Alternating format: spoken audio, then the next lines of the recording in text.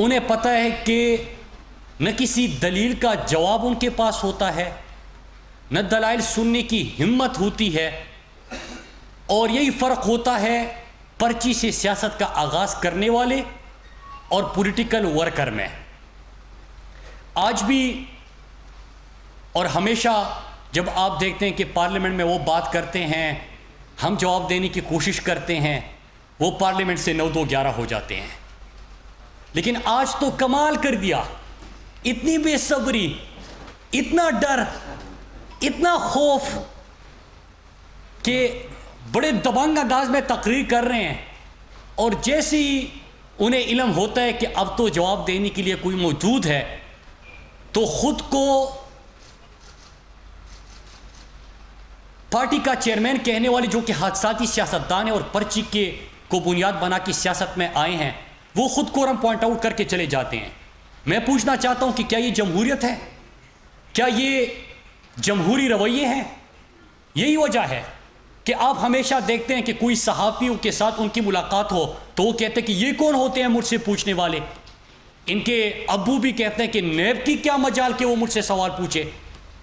یہ جو وڈیرا پن، یہ جو ایک وڈیروں کی سوچ ہے، ان کے اندر ایک خود کو لینڈ لارڈ اور پتہ نہیں کہ کیا بادشاہ سلامت سمجھے ہوئے ہیں، یہ جمہوریت کو نہیں سمجھ سکتے، کیونکہ جو وصیت کی نام پہ پرچی کی بنیاد پہ سیاست میں آئے، ان میں نہ بات سننے کی ہمت ہوتی ہے اور نہ جواب جب ان کو دیا جاتا ہے اس کی ہمت ہوتی ہے۔ تو پہلے تو آج میں بڑے چیلنجز دے رہے تھے اور میں نے ان کو بارہ کہا تھا، کیونکہ وہ ٹویٹر کھیلتے ہیں ہمیشہ، کوئی گراس روٹ لیول کا تو ان کو علم ہی نہیں ہے پاکستان میں کیا کچھ ہوتا ہے، پاکستانی عوام کے کیا مسائل ہے، سندھ کے اندر کیا کچھ ہو رہا ہے، اس کے اوپر تو کبھی بات نہیں کرتے کیونکہ علم ہی نہیں ہوتا، لیکن صرف ٹویٹر پہ چیلنجز اور یہ چیزیں دیتے ہیں۔ اور ہم نے ہمیشہ کہا کہ جناب پارلیمنٹ کے اندر بحث کرنی ہے تو پھر بھاگنا مت، اور پارلیمنٹ سے تو ہمیشہ کی طرح آج پھر بھاگنے کو ترجیح دی۔ پھر اس کے ساتھ ہم یہ بھی کہتے ہیں کہ کوئی بھی میڈیا چینل آپ خود فیصلہ کر لیں، اگر آپ نے بحث کرنی ہے، آپ نے صحیح انداز میں ڈیبیٹ کرنی ہے تو آپ کسی میڈیا چینل کا نام لے لیں، ہم وہاں پہ حاضر ہو جائیں گے۔ کس اینکر کے سامنے آپ نے مکالمہ کرنا ہے، مناظرہ کرنا ہے، ہم ادھر حاضر ہو جائیں گے۔ عوام کے سامنے کسی جلسے میں کسی مقام پہ کرنا ہے، ادھر حاضر ہو جائیں گے۔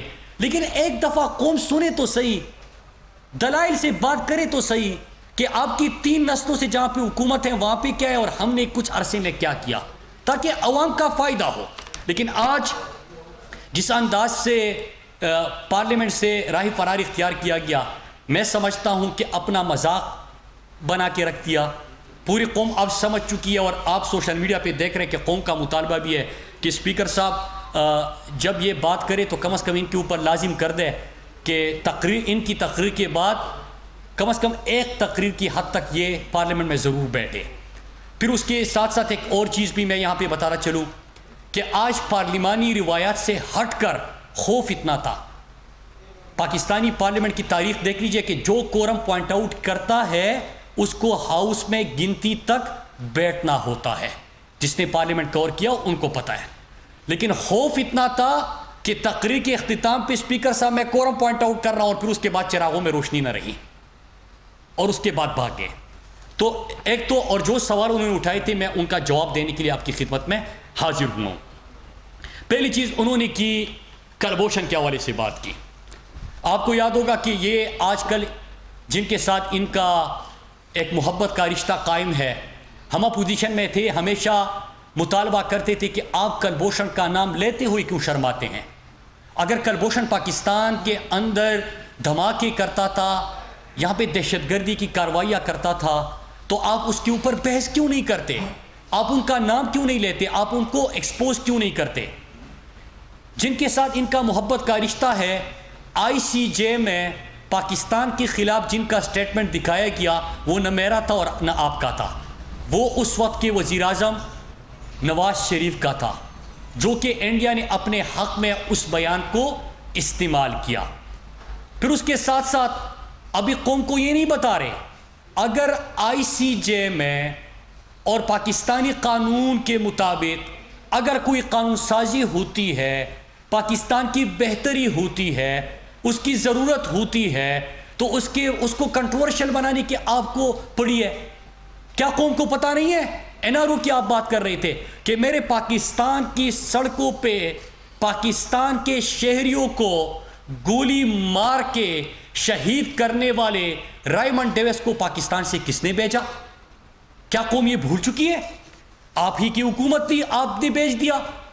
ملک میرا، شہری ہمارے، سڑکیں ہماری، اور اس کے اندر کوئی اور آ کے پاکستانی شہریوں کو مار دے اور آپ ان کو پروٹوکول کے ساتھ رخصت کر دیں. ہمیں یاد ہے، ہم یونیورسٹی میں تھے، ہم اس کے خلاف احتجاج کر رہے تھے. پاکستانی شہری جو اس کے خلاف احتجاج کے لیے نکلے، ان کے اوپر جو لاٹھی چارج ہوا، جو گرفتاریاں ہوئی، وہ قوم بھولی نہیں ہے. یہ آپ کی حقیقت ہے. قوم کو یہ بھی یاد ہے کہ جب آپ کے والد صاحب امریکہ چلے گئے تو وہاں پہ سی آئی اے کے ڈائریکٹر کے ساتھ حسین حقانی، جو کہ آج بھی پاکستان سے باہر بیٹھا ہوا ہے، ان کی موجودگی میں جو ملاقاتیں ہوئی، ان کے جو نیشنل سیکیورٹی کے لوگ تھے، وہاں پہ کیا کہا گیا؟ ڈرون حملوں کے حوالے سے انہوں نے، امریکہ نے حیرت کا اظہار کیا. کولیٹرل ڈیمیج کے اوپر بات ہوئی، شہریوں کی شہادت کے اوپر بات ہوئی، لیکن زرداری صاحب کہتے ہیں کہ انہیں فکر نہ کرے، ڈرون حملے کرتے جائیں گے، ہم سنبھال لیں گے. مطلب یہ کہ ہمارے جو ضم شدہ اضلاع ہے، قبائلی اضلاع ہے، وہاں پہ جو لوگ شہید ہوتے ہیں ان کی فکر نہ کرے، آپ ڈرون حملے کرتے رہیں. وکی لیکس، کسی کو یاد نہیں ہے کہ ان کی حکومت کے بارے میں کیا کہا گیا؟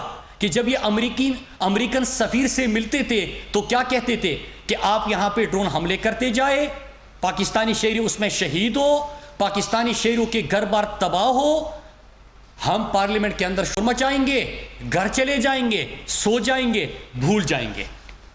آج یہ لوگ بات کرتے ہیں. کیا ان کی پوری تاریخ کسی کو یاد نہیں ہے؟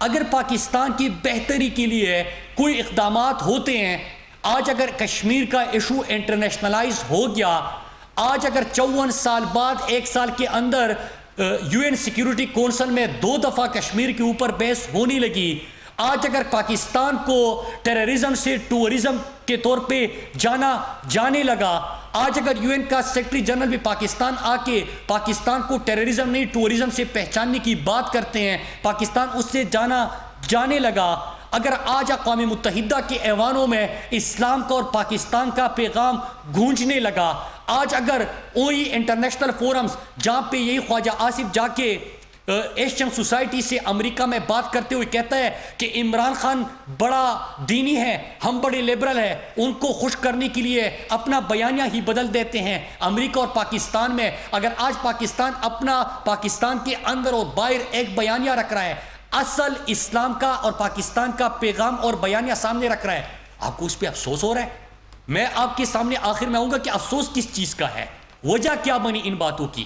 آج اگر جو انٹرنیشنل فورمز اسلام اور پاکستان کے خلاف اور سازشیں جہاں سے ہوتی تھیں، آج اگر وہاں پہ مدینے کی ریاست کی بات ہوتی ہے، ختم نبوت کے اوپر بات ہوتی ہے، پاکستان کو ٹورزم سے جانا جاتا ہے، پاکستان کو دنیا کے امن میں خدمات کے طور پہ جانا جاتا ہے، اگر یہ بحث ہو رہی ہے تو میرے خیال سے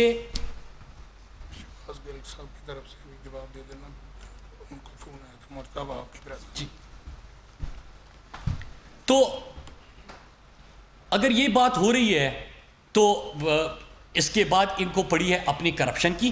میں اب ان باتوں کے اوپر آتا ہوں. پاکستانی قوم، پہلے میں یہ کہہ دوں کہ کلبھوشن کا نام لینے پہ جو لوگ شرماتے تھے، جن کو شرم آتی تھی، جن کو شرم محسوس ہوتی تھی، وہ بھی پاکستانی قوم کو پتہ ہے. اور جس نے عالم اسلام کا، پاکستان کا، کشمیر کا مقدمہ لڑا، اس عمران خان کو بھی قوم جانتی ہے. آج اللہ کا لاکھ لاکھ شکر ہے کہ پاکستان کو امن سے جانا جاتا ہے. آج اللہ کا لاکھ لاکھ شکر ہے پاکستان کو ٹورزم سے پہچانا جاتا ہے. آج اللہ کا لاکھ لاکھ شکر ہے کہ پاکستان دنیا کی امن میں اپنا کردار ادا کر رہا ہے. آج اللہ کا لاکھ لاکھ شکر ہے کہ آپ کو جس طرح پرچی تماکے دھمکیاں دے کے ڈومور کا مطالبہ آپ سے ہوتا تھا، آج پاکستان سے امن میں اپنا کردار ادا کرنے کی ریکویسٹ کی جاتی ہے. تو یہ ہے آج کا پاکستان. اب میں آتا ہوں کہ وجہ کیا بنی. کل آپ نے موصوف کی گفتگو سنی ہوگی. پوری پریس کانفرنس کا ایک ہی مقصد تھا کہ نیب بند کر لے, احتساب بند کر لے, پورا پاکستان ٹھیک ہے. آج بات کی انہوں نے جے آئی ٹیز کے اوپر, چینی چور کی بات کی. مجھے بڑا دکھ ہوا. یہ سیاست بڑی ظالم چیز ہے, کیونکہ جے آئی ٹی کے اندر ان کے والد صاحب کا نام آیا ہوا ہے. سبسڈی سندھ حکومت نے جو دی ہے, مراد علی شاہ جب فائنانس منسٹر تھا, اور اس فیک اکاؤنٹس کی جے آئی ٹی میں جو ذکر ہے وہ یہ ہے کہ مراد علی شاہ نے زرداری کے سہولت کار کا کردار ادا کیا. مطلب یہی ہے کرپشن کی سہولت کار کا, اور زرداری کی شوگر ملوں کو سبسڈی ملی. تو سبسڈی تو ان کو ملی ہے سندھ کے اندر. چینی چور کس کو کہا؟ پھر اس کے بعد جو ابھی انکوائری ہوئی اور جے آئی ٹی رپورٹس ہوئی, ان کے دور میں 140 روپے تک چینی پہنچ گئی تھی. کسی نے انکوائری کی نہیں کی.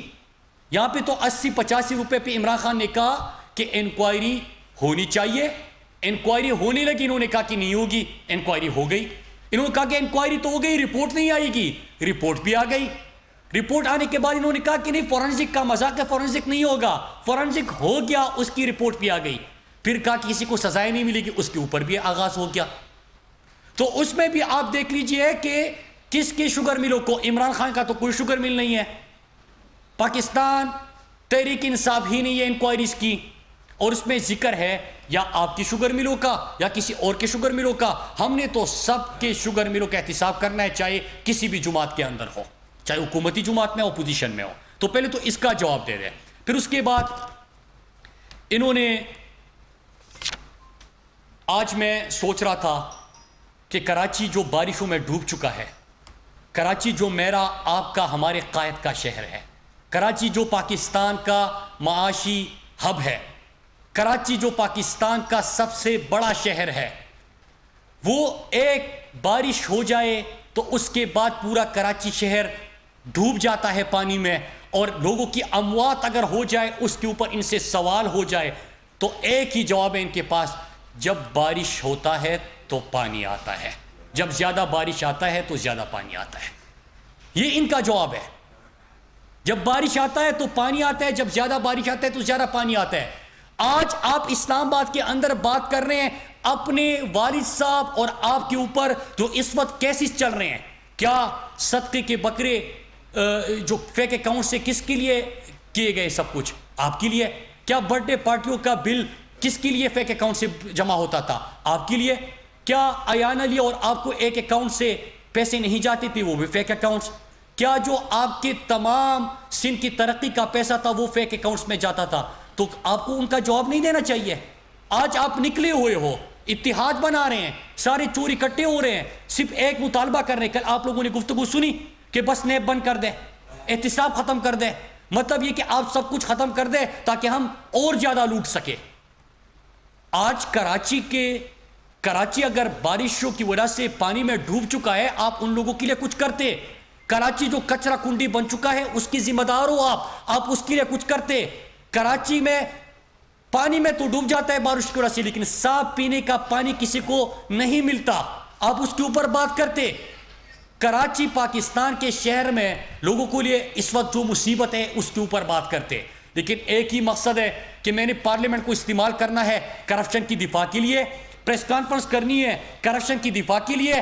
میں شور اتنا مچاؤں کہ کوئی اگر اس وقت کیسز چل رہے اور کوئی ادارہ ان کو بلا رہا ہے, ان سے سوال کر رہا ہے, میں ان سے بچ سکوں. اس طرح نہیں ہوتا. اس طرح آپ شور مچا کے اپنی آنکھیں بند کر کے آپ ان لوگوں جہاں پہ آپ ذمہ دار ہو اس کا جواب دے آپ کو ہونا ہوتا ہے, آپ کو جواب دینا ہوگا. ہم سے سوال ہوتے ہیں, ہم ہمیشہ تیار ہیں کیونکہ ہم پولیٹیکل ورکر ہیں. ہم ان کی طرح یہ نہیں کہتے کہ یہ کون ہوتے ہیں مجھ سے سوال پوچھنے والے, کیونکہ جمہوریت میں سوال پوچھے جاتے ہیں, پارلیمنٹ بھی سوال پوچھتی ہے. پارلیمنٹ میں بھی جواب دے, میڈیا کے سامنے بھی جواب دے, قوم کے سامنے بھی جواب دے, آپ کو جواب دینے ہوتے ہیں. ہم جواب کے لیے تیار ہیں, لیکن ہم اتنی گزارش کر رہے ہیں کہ آپ سے جو سوال ہوتے ہیں آپ اس کی بھی جواب دیں, اور جب سوال پوچھے تو جواب دینے کی کم از کم ہمت پیدا کرے.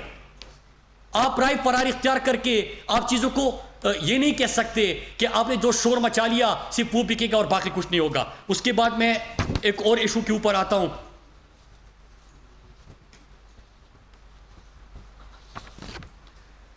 کہ ایک اور چیز, ان کو ایک اور چیز کا بھی دکھ ہے کہ پرائم منسٹر صاحب نے آٹا مہنگا ہوا اس کا کیوں نوٹس دیا؟ چینی مہنگی ہوئی اس کا کیوں نوٹس دیا؟ آئی پی پیس کے اوپر جو انکوائری ہوئی وہ کیوں کی؟ آئی پی پیس کے اوپر اگر انکوائری ہوئی تو کیوں ہوئی؟ اس لیے ہوئی کہ مہنگے بل آپ کے گھروں میں آ رہے تھے، کسی نے تو مہنگے کانٹریکٹس کے اوپر بات کرنی تھی، مہنگے کانٹریکٹس کا آپ آڈٹ کریں گے، غلطیوں کا تعین کریں گے، جزا سزا دیں گے تو آپ کی بجلی کی بل کم آئیں گے۔ چینی میں کسی کو سبسڈی مل رہی تھی، چینی مہنگی ہو رہی تھی، اس کا آڈٹ کریں گے، فورنسک کریں گے، انکوائری ہوگی، جزا سزا ہوگی، قیمتیں نیچے آئے گی۔ اب آٹے کا آپ نے پرسوں دیکھا کہ سندھ سے بڑا شور آیا، کسی نے یہ پوچھا کہ جو گوداموں سے گندم کی بجائے جو چیزیں برآمد ہو رہی ہے کیا کون سے صوبے سے ہو رہی ہے، کیا سندھ کے اندر نہیں ہوئی؟ نیب کے حوالے سے جو ریفرنس تیار ہوئی اور جو انکوائریز ہوئی اور ان سے جو ریکوریز ہوئی وہ گندم کس صوبے کی بات ہو رہی تھی؟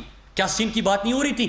ایک صوبے میں اگر گندم چوری ہوتی ہے تو باقی پاکستان بھی کیونکہ اس سے افیکٹ ہوتا ہے تو آپ کو اس کے اوپر آٹا جو ہے اس کے اوپر عمران خان نے کیوں نوٹس دیا؟ دکھ اس چیز کا ہے کہ آپ کے گوداموں سے آٹا غائب تھا، دکھ اس چیز کا ہے کہ وہ اربوں روپے کے گندم غائب تھے، وہ قوم کے سامنے آ گئی۔ تو یہ چیزیں تو ہوگی۔ پاکستان انشاءاللہ یہاں پہ جو غلطیاں کوتاہیاں تھی اس کے اوپر نہ صرف انکوائریاں ہوگی، جزا سزا کا نظام ہوگا اور پھر اس کے بعد ان کو ٹھیک کرنے کی کوشش کی جائے گی اور درست سمت دیا جائے گا، اگر آپ اس سے خوش ہو یا ناراض ہو۔ آخر میں 2-3 سوال کے سامنے رکھتا ہوں، پھر میں آپ کے سوال لوں گا کہ تحریک انصاف سے اور موجودہ حکومت سے کوئی بھی سوال پوچھا جاتا ہے ہم ہر وقت اس کا جواب دینے کے لیے تیار ہیں، لیکن اگر کراچی کے اوپر جو میں نے سوال اٹھائے، کیا کراچی ہم سب کا، پاکستان کا سب سے بڑا ہمارا پیارا شہر نہیں ہے؟ کیا وہ جو کروڑوں کی آبادی ہے ان کے لیے آسانیاں پیدا نہیں ہونی چاہیے؟ تو کیا اس کے اوپر اگر سوال پوچھے جاتے ہیں تو ان کو جواب نہیں دینا چاہیے؟ اگر وہاں پہ گندم غائب ہے اس کا سوال پوچھا جاتا ہے تو کیا اس کا جواب نہیں دینا چاہیے؟ اگر وہاں پہ پوری خوراک نہ ملنے کی وجہ سے بچوں کی اموات ہوتی ہے تو کیا اس کا جواب نہیں دینا چاہیے؟ اگر وہاں پہ ڈاکٹر کے لیے بھی وینٹیلیٹر دستیاب نہیں ہوتا تو کیا اس کے اوپر سوال نہیں پوچھنا چاہیے؟ اگر وہاں پہ آپ 5.5 کروڑ کے صحت کی بجٹ کا سوال پوچھے تو کیا اس کا جواب نہیں آنا چاہیے؟ میرے خیال سے ان تمام چیزوں کا جواب آنا چاہیے۔ اور آخر میں پھر کہتا ہوں کہ میں نے پہلے دعوت دی تھی ٹویٹر مت کہلے، آپ کا خوف کی ایک وجہ ہے کہ آپ ڈیبیٹ چینج کرنا چاہتے ہیں کہ جو آپ کو سوال آپ سے پوچھے گئے ہیں اس کا کوئی جواب نہ ہو اور تمام احتساب ختم ہو تاکہ آپ اور بہتر طریقے سے لوٹ سکے، کیونکہ ہر پل کا